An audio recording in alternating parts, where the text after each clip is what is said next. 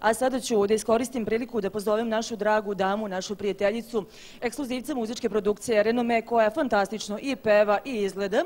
Njen novi album je izašao pre nekih 6 meseci i za tih 6 meseci ima bar jedno 6 hitova, da ne preterujemo, ali 6 definitivno.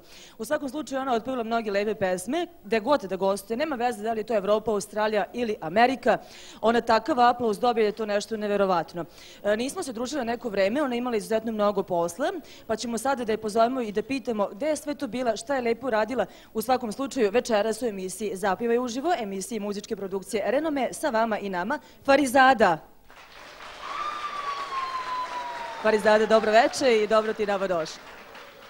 Dobro veče vama, dobro veče svima ovdje, dobro veče svima širom svijeta što nas večeras gledaju.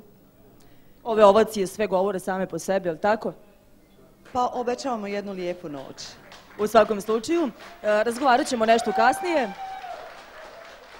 A ono što sledi jeste pesma po tvom izboru, da ne gubimo dragoceno vreme. Imamo samo 2 sata, mnogo pesama, mnogo ljudi želi da razgovara sa nama, što u publici, što putem telefona. Stoga, ona predivna pesma, pretpostavljam da će biti, ne mogu da kažem da je tvoja lična karta, pošto imaš zaista mnogo hitova, ali otprilike Majko, gdje je sada on? Da, počet ćemo sa Majko, gdje je sada on, bez koje pjesme ja ne bi večeras mogla početi, sa mojom ličnom kartom i da zapjevamo zajedno. Jeste, u večerašnjem izdanju emisije Zapjevaj uživo slobodno možete, nema veze da se nalazite, da li u restoranu, da li pored vaših malih ekrana i da zaigrate. Još jednom, dobro veče, dobrodošli.